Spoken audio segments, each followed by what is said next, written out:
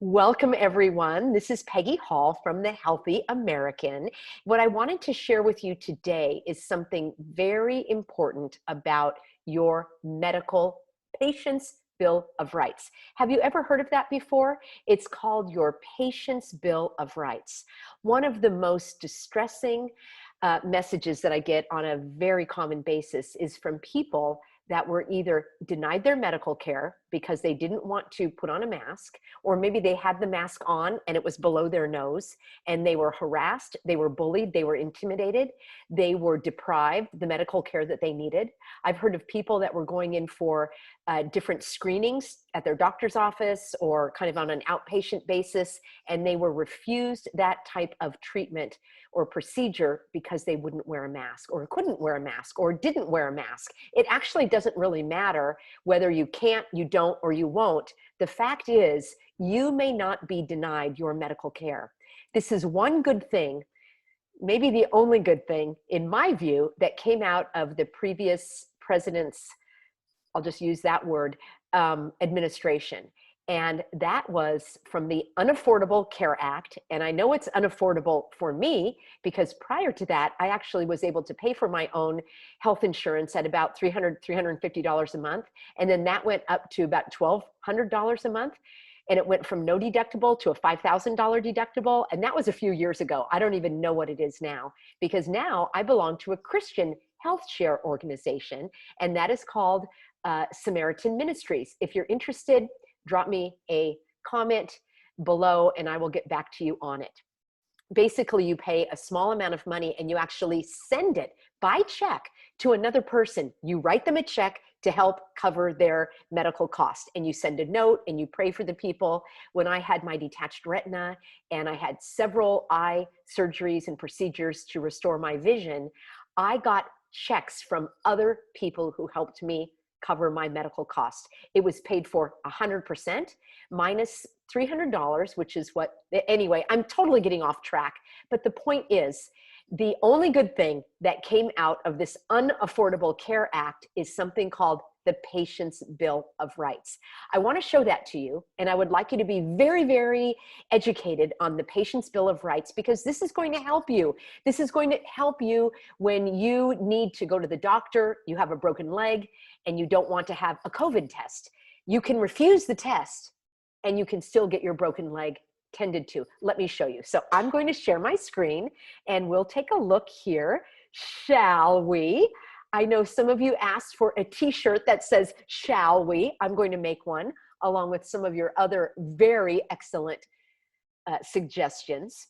So those will be coming soon. This is the website, The Healthy American, thehealthyamerican.org. Make sure it's thehealthyamerican.org. You are a healthy American. I am a healthy American. Thehealthyamerican.org under issues and medical. Now, you are protected by a Patient's Bill of Rights. You do not have to submit to any medical treatments, including testing or having your temperature taken. We already know that the testing is not accurate. It's not reliable. That's a whole nother topic. But what I want to share with you is the Patient's Bill of Rights. So here we go. It is unlawful for you to be forced into any medical intervention. What I recommend is, I have a link for it here. You can click through and you can see a copy of, and this stands for the Affordable Health Care Act. And here's your Patient's Bill of Rights. Now, what I want to show you, because I want to go back to this, and it did exist before, but it has been bolstered. So I just want to be clear. It has been magnified and enhanced, and I want you to know what your rights are. Now, I recommend that if you find yourself in this situation, you don't say, I'm protected by my Patient's Bill of Rights. That doesn't work. Just like going into a grocery store and saying, I have the right to be here. Doesn't work. What I recommend is you have, in this case, the hospital, you have the nurse read you your Patient's Bill of Rights. When you're in the grocery store, you have the manager read to you the exemptions. And that has never been a problem for me. except when I tried to fly on Southwest. That's another story. They didn't care about violating civil rights and human rights, as many of you have seen. These airlines are really going to be in deep trouble. It is unlawful for you to be forced into any medical intervention. Now, it's very, very important. You're going to have the head nurse or the hospital administrator or the highest person that you can find at this medical establishment read you the patient bill of rights. You can pull it up on your phone. I recommend that you print it out so you have it on hand. Now, the patient has the right to considerate and respectful care. That means no bullying, no harassment, no intimidation, considerate and respectful care. Now, number 3, the patient is entitled to the opportunity to discuss and request information related to the specific procedures and or treatments, the risks involved. Now, wearing a mask is a type of medical treatment. Even the FDA considers masks to be a type of medical device. Obstructing your breathing, anything where you are going to be changing the physiology of your body is considered a medical intervention, a medical treatment. Now, you also need to find out the medically reasonable alternatives, which would be not wearing a mask. This one to me is the most important, number 6. The patient has the right to refuse a recommended treatment and to be informed of the medical consequences of this action. Here's the most important point. In case of such a refusal, the patient is entitled to other appropriate care and services that the hospital provides. End of story. Period. You don't have to wear a mask, you don't have to be tested, and you still get to have your broken leg fixed. Now, if they want to violate this patient's Bill of Rights, that's when you say, are you admitting that you are violating my patient's Bill of Rights? I'm going to get that in writing from you.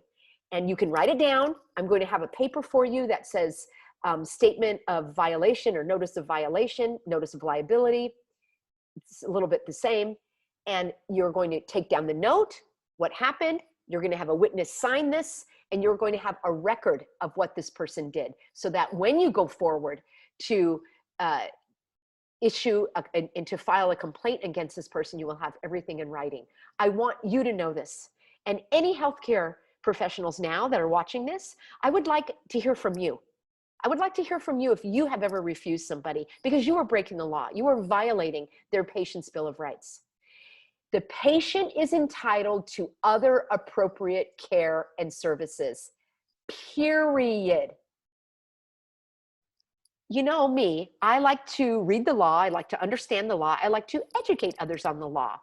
That's why we have a society that is based on law.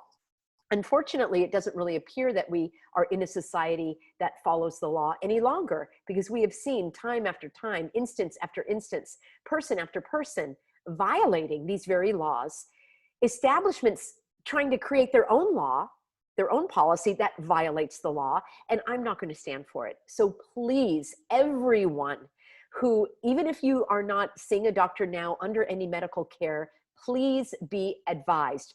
You are covered by the patient's Bill of Rights. You have the right to refuse any medical intervention, including wearing a mask and being tested, period. They may not deny your other services and treatments that they provide. You can issue a complaint with the licensing board that licenses not only the doctors and the nurses, and you can tell them you're going to file a complaint, and you also are going to file a complaint against that company and that establishment. Now, I want to be very clear. I have had people say to me, Peggy, I can't believe that you want to ruin somebody's career by encouraging other people to file a lawsuit against them. I said file a complaint. File a complaint because they are actually violating the civil rights, human rights, and patient's Bill of Rights. Are you on the side of the law or are you not? That individual does not have to follow that policy. That individual can go to a higher up, and that person can refuse the treatment or the care. I'm very, very passionate about this. I am sick and tired of hearing, I'm not sick and tired of hearing, I'm sick and tired of these experiences that people are telling me about that are the most heart-wrenching, grievous experiences that grieve my soul deeply. When I hear that somebody went to the hospital. Their father had a heart attack. They would not let the person into the room, even wearing a mask. And the father died. They would not even tell the family, and they were not able to be there with them. You don't think that I care about filing a complaint against that nurse or that doctor for that? These are crimes against humanity. Yes, I will file a complaint because we have got to draw the line somewhere. I hear story after story after story of these egregious criminal acts by the so-called people in charge in these hospitals and clinics and so forth. I'm going to be doing other videos regarding the nursing homes, the group homes, and other areas where crimes against humanity are being perpetrated, and I will not stand for it. You are protected by the Patient's Bill of Rights. It's all there for you. I've put it step by step on the website. Educate yourself, print it out, have it with you in the car. You never know, God forbid something happens, you end up in a hospital, have that on you. Whew, I didn't realize this was going to be a rant today, friends. I appreciate you. I wanted to bring this to you as soon as possible because many, many people have asked me about this. I think the suffocation of our rights is escalating and the oppression is accelerating. And I will always speak out about it. I will always stand on the side of truth, freedom, liberty, life, lawful societies, and I know that you stand with me. Thank you. I appreciate you, and I will see you very soon. Join me, thehealthyamerican.org. Sign up for the free newsletter email so that I can stay in touch with you with these action steps and all of the new information that I uncover. See you soon, everybody.